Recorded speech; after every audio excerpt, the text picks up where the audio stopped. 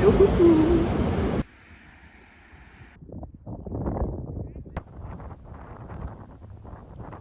Bibliosophie.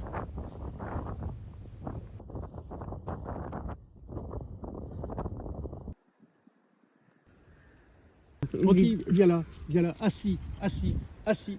Rocky.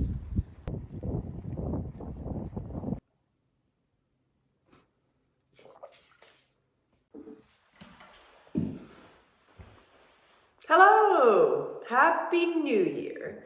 It is January 2nd. I'm vlogging. So I'm in France. I'm in France for another week. Yeah, just over a week. I arrived here just about a week ago, on the 26th. And I'm starting my first books of the year, so I figured I would talk about them. So I'm doing two currently. I just started Simone de Beauvoir, Mémoires, jeune, fille, rangée. I will look up the title in English. I recently got the 2-volume Pléiade collection of basically all of Beauvoir's autobiographical writings, so several of her memoirs, plus various journal entries, etc., etc.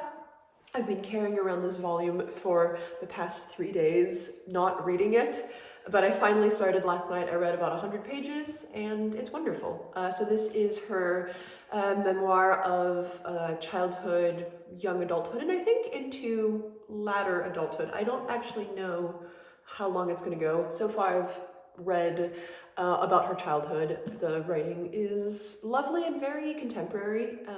I don't know about the English translation, how that is executed, but I suspect quite well. So far, I actually really highly recommend this memoir. And then another thing that I highly recommend is Durga Chew-Bose, Too Much and Not the Mood, which is a collection of essays. It's been on my radar for a little while. It came out in 2017, I want to say.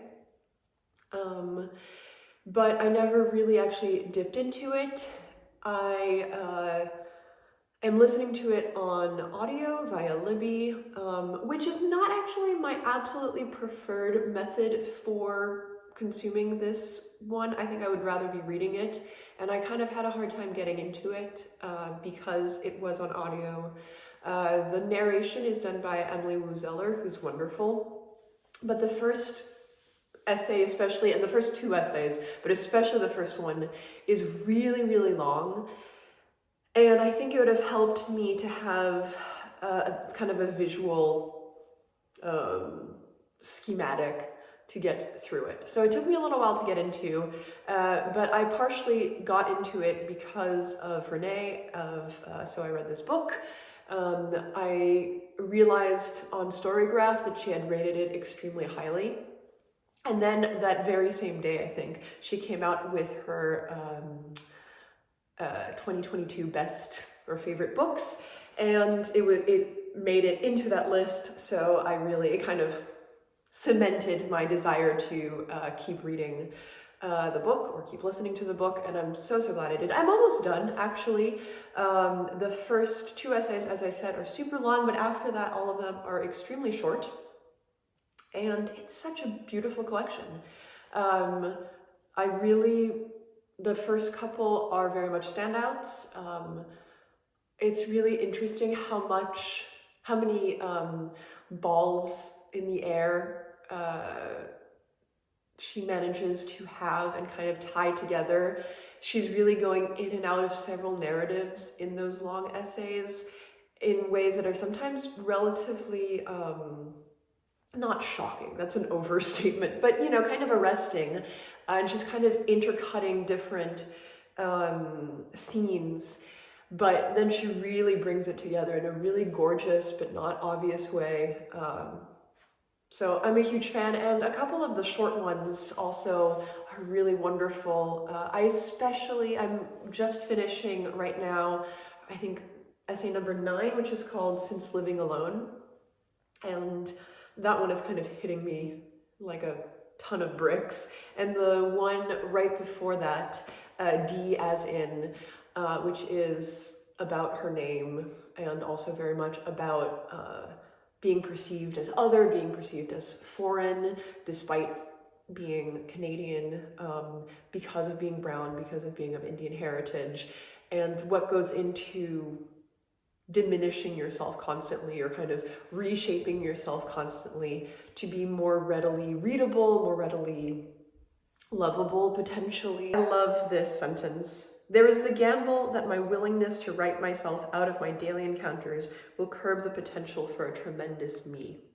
I do understand a lot of the things that she's talking about in terms of code switching between cultures as somebody who has always done that. However, I do have to be honest with myself and you, that kind of code switching is just fundamentally, excuse me, not the same. Because I am white, because I'm coming from a Western European country, I am, the most palatable, easiest to understand kind of foreigner to a North American audience. So I get it, and then also I can't get it, and that's good and fine. So anyway, I love that essay collection. Yeah. I'm back because I want to talk about something that I think about a lot actually in watching YouTube videos and making YouTube videos, and was thinking about as a result of this book also. Look up how to pronounce authors' names. You don't have to be a scholar of every phonetic system in the world, but names matter, and especially if the person is not a Western European white person or a North American white person, look up how to pronounce their names. You don't have to do a perfect job. And of course, I myself included make mistakes. Sometimes I think that I know how to pronounce a name, and then it turns out, oh, no, absolutely, that was not quite how to pronounce it. I made a wrong assumption. But just, if you're filming a video and you don't know how to pronounce a name, don't just say, ooh, I don't want to get it wrong. Look it up. Just Google it, listen to a podcast in which that person is invited, and it really matters. Not to everyone, but it can really, really matter to a lot of people, and it's such a terrible sort of feeling to feel like this facet of your existence is not readable to people, is not understandable, is not palatable. And that's effectively what we're doing when we're not pronouncing people's names, or when we're too afraid to try to pronounce somebody's name. We can put in the work to learn how to pronounce names that we don't know. Anyway, today's a really, really gorgeous day.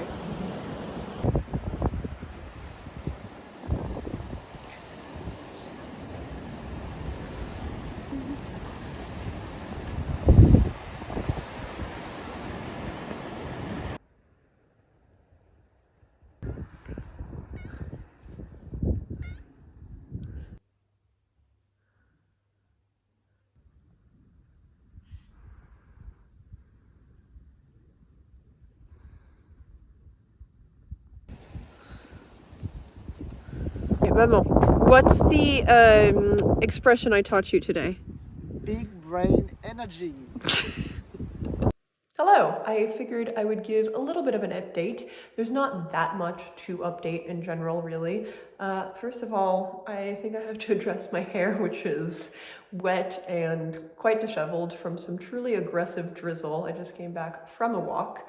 So, in regards to books, I am almost done with Too Much and Not the Mood. I have 2 more essays to read in that and have really enjoyed that collection. And I'm about halfway through Mémoires, jeune, fille, rangée, which in English I looked up is Memoirs of a Dutiful Daughter.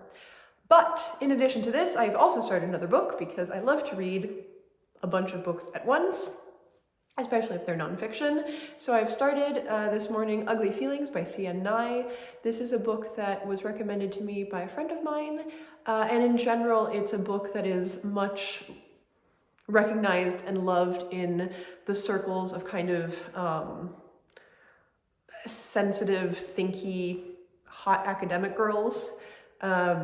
I posted it as part of my 23 for 2023 a few weeks ago, and a fellow booktuber who is also a hot academic, sporadically reading, recognized it and commented upon it. So it's a book that I've been wanting to get into for a little while. I'll read you the back cover blurb because I think it describes concisely what the book is about. Envy, irritation, paranoia. In contrast to powerful and dynamic negative emotions like anger, these non-cathartic states of feeling are associated with situations in which action is blocked or suspended. In her examination of the cultural forms to which these affects give rise, Sianne suggests that these minor and more politically ambiguous feelings become all the more suited for diagnosing the character of late modernity. Through readings of Herman Melville, Nella, Larsen, Sigmund Freud, Alfred Hitchcock, Gertrude Stein, Ralph Ellison, John Yao, and Bruce Andrews, among others, Ngai shows how art turns to ugly feelings as a site for interrogating its own suspended agency in the affirmative culture of a market society, where art is tolerated as essentially unthreatening. So I started the introduction. I'm basically done with the introduction, and I think I will definitely enjoy it. Mixture of critical theory, affect theory, aesthetic theory, literary analysis, art analysis, a lot of film analysis, philosophy. It's an academic text, but I think it's going to be great. Well, not but, I think it's going to be great. I like academic texts. I don't know if you, as my booktube audience, are necessarily gravitating towards academic texts per se, but so far, I'm really enjoying it. Okay, enough. On était tourné avec Kirk Douglas et Tony Curtis. D'accord. Et ça, faut regarder ce film, hein. C'est dans le genre péplum, pas possible. Hello buddies, I have not talked to camera in I think 3 days. It's all a little bit whimsical to me in my current vacation brain. I have not done a lot of reading, and I certainly haven't done a lot of kind of moving forward in books because I keep starting new things. I finished Too Much and Not the Mood and liked/loved it till the end. I have continued to make some progress in Simone de Beauvoir. I have continued to make some progress, but pretty slowly, through Ugly Feelings. I think this book will take me some amount of time because it is very much a heady sort of book. It feels like homework to some extent. It is very much the kind of text that I would be reading for school, and I just need to take my time through it, which is great. Love that. But I have also started yet another book. I started Quicksand by Nella Larsen yesterday. I did so for a couple of different reasons that kind of converged. Well, first of all, it's been on my radar for a little bit. I read Passing last year, and I've been meaning to read Quicksand, which is really short. Small Line Books put out a 2023 reading challenge of reading works by 5 Harlem Renaissance authors, including Nella Larsen, so that kind of reignited my desire to look into Quicksand. And thirdly, Quicksand is one of the books which Sianne analyzes in Ugly Feelings, in a chapter that I haven't gotten to yet on irritation. She is going to, I think, dissect Quicksand. So I am partially doing some complimentary reading. Also, you're not my real mom, so get off my case. But yeah, it's all been good. I feel a little bit kind of all over the place. I think it seems pretty evident. Maybe that's always how I read. Yeah, I think it's kind of always how I read. But anyway, that's how I'm doing it. That's all. Hello again. Next day, I'm already back. I couldn't sleep last night and I read almost the entirety of Quicksand, which is admittedly a very short book. I have really loved it. I don't love the ending. I have a couple, I think 3 short chapters left, and I don't like where it's going and where it's gone. I don't know if that's from like a literary criticism perspective of, oh, it's not, you know, it doesn't make sense or something like that. I think it's really more just on a personal level. I'm invested and it's really depressing. And so I don't like where it's going because I don't like that for our protagonist. And it's also less interesting and kind of, I don't want to say fun because a lot of the other stuff has not been fun, but it's been more interesting to read about the situations involved. So I'm less interested in the end for a slew of personal reasons. And I also think potentially it's less personal. So before I talk about the end, or before I talk more about the end, what is this book about?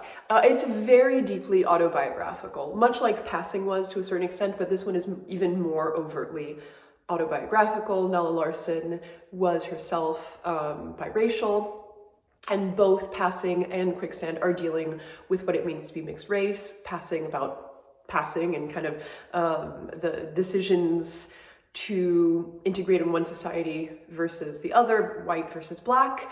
And to a certain extent, that's also the case about Quicksand. We're following a biracial main character, Helga, whose father is or was black and whose mother was white. She is orphaned and very much alone in the world. Nella Larsen herself was the product of a Danish mother, just like Helga is. So it's really, really informed by her own experience and even just her own background. And Helga is really out of place and out of sorts in every place she finds herself. She doesn't quite fit in or find herself to fit in with Black society. We see her first in the South, where she's a teacher at a Black school, and she hates it.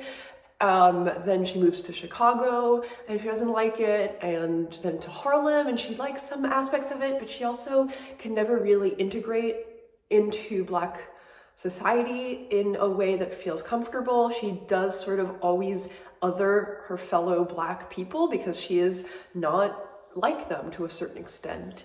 And it's interesting, of course, that she is going to be always deemed and seen as Black, even though she's as much white as she is Black, but she can't possibly integrate into white society looking the way she does, because she is also not particularly light-skinned. Then she moves to Copenhagen, where she has family, and there she is much more accepted by white society. So she's not facing the same kind of crushing racism, but what she's facing now is a sort of exoticism constantly. She is this American wonder. She is an object. And so that is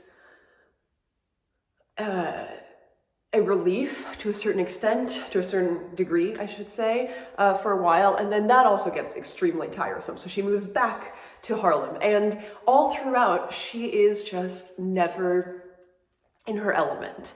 I was reading some kind of middling reviews from StoryGraph users of this who point out that they don't like Helga, that she just is never satisfied. And yeah, that's the entire point. She's a very obtuse and peculiar character because she's judgmental. She's not super pleasant. I love her. I think she is so full of kind of mépris, shit, I always forget this word, contempt, but also like lower grade. In Ugly Feelings, it's in a section on irritation, which I haven't read yet, but I think that is a really good word for this constant underlying discomfort, out of placeness. Yeah, I have really enjoyed this book, except for the end, because I don't like where it's going, but that's kind of on a personal level. And then knowing Larsen's life, I think this is where the plot is more overtly separate from what actually happened in her life. And so potentially it's not as well kind of emotionally researched potentially, or just not as grounded in her own experience. I'm not sure. That's complete conjecture on my part. But I also just don't like the happenings because they're sad. So anyway, but a big recommend, huge recommend on Quicksand. It is truly rotten weather today, and I'm very grumpy about it. That's beautiful in its ugliness. Grumpy, grumpy, soggy, grumpalump. Update. Rain has turned to hail. I have an umbrella.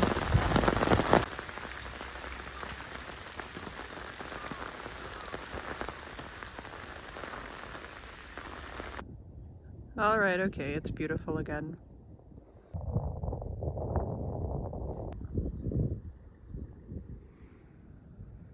I'm leaving the day after tomorrow, and I'm feeling a little bit melancholy about it, and also I don't want to pack. I love this passage because, of course, I do.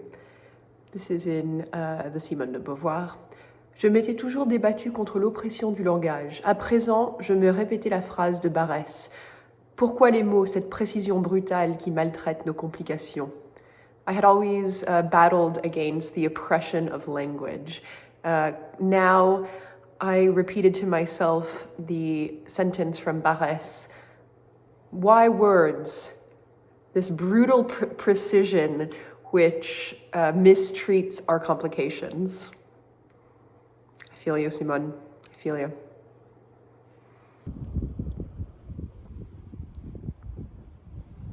Hello! Welcome to the Brooklyn headquarters of Bibliosophie. I am back in New York. I got back last night. It was a good trip to France. I'm really glad I got to see family and rest. I'm also glad to be back. It was good for me to be away from New York for a little bit. If you've been following this channel, you know that end of October, November, and really all of December quite mutilated me. So it was good to have a break, but I'm glad to also be back in the thick of things. I'm gonna wrap up this vlog. I am not done with either the Simone de Beauvoir or Ugly Feelings, the Sianne. I finished Quicksand. I won't talk any more about it because basically my same thoughts apply. I am about 2/3 of the way through Ugly Feelings, really enjoying it. I expected I would. I read her theory of the Gimmick, which came out I think in 2020, but I will check, in November, and liked it. I like Ugly Feelings more so far, I think. She's a really interesting and really, I mean, phenomenal scholar, dealing with a really, really broad array of sources and cultural material. I won't really get into the book too much because I don't know how to wrap it up in just a few minutes. I do recommend it. It is definitely a scholarly work, especially the introduction and the first section on tone, I think are probably pretty thick to get through if you're not, you know, well versed in your Adorno and Heidegger, etc. But I suggest that you try to muscle through or not get too bogged down. And in general, that's my advice for people who aren't necessarily always reading really, really referential stuff and then try to for the first time. I know that it can be kind of tiring and boggling, but I suggest don't try to force yourself to understand every reference, and you don't have to like do para research on every single sentence. Just try to get the flow of things, and usually I think people end up picking up something. You also don't have to understand every element of a book the first time you read it. That's the point of rereading also, and it's the point of talking to people. So I do highly suggest Ugly Feelings. In tone, she talks about Melville, the confidence man, which I don't think I'm gonna read, quite honestly. It's also a very obtuse work, and it's a relatively complicated dissection of a very obtuse work about affect and tone in that. So it's a very interesting discussion, but that can be hard to get through. However, I definitely want to reread Bartleby, which is another Melville. It's a short, I don't even think it's a novella. I think it's just a short story. I haven't read it since upper school, but reading Ugly Feelings has made me want to reread that. It's also made me want to reread Invisible Man by Ralph Ellison, which he talks about in a later chapter on animatedness. I'm really glad that I read Quicksand before reading her chapter on irritation.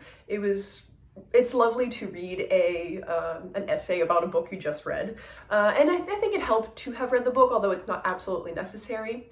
No, it's been great, and Simone de Beauvoir, I'm about 2/3 of the way through as well. I haven't been talking about it that much, you know, it's a memoir. It's a bright young woman sort of memoir. I'm finding it really, really interesting. Now that she is in the university studies portion of her life, there's also more and more of her talk about process and why she wanted to write and what she wanted to write about, which, if you know me, you know I love.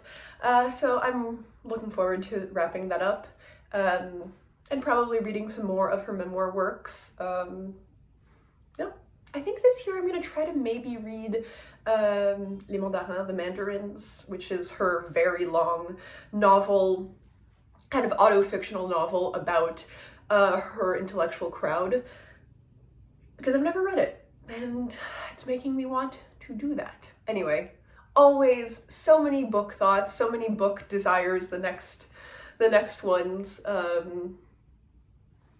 Well, thank you for watching. See you in the next one.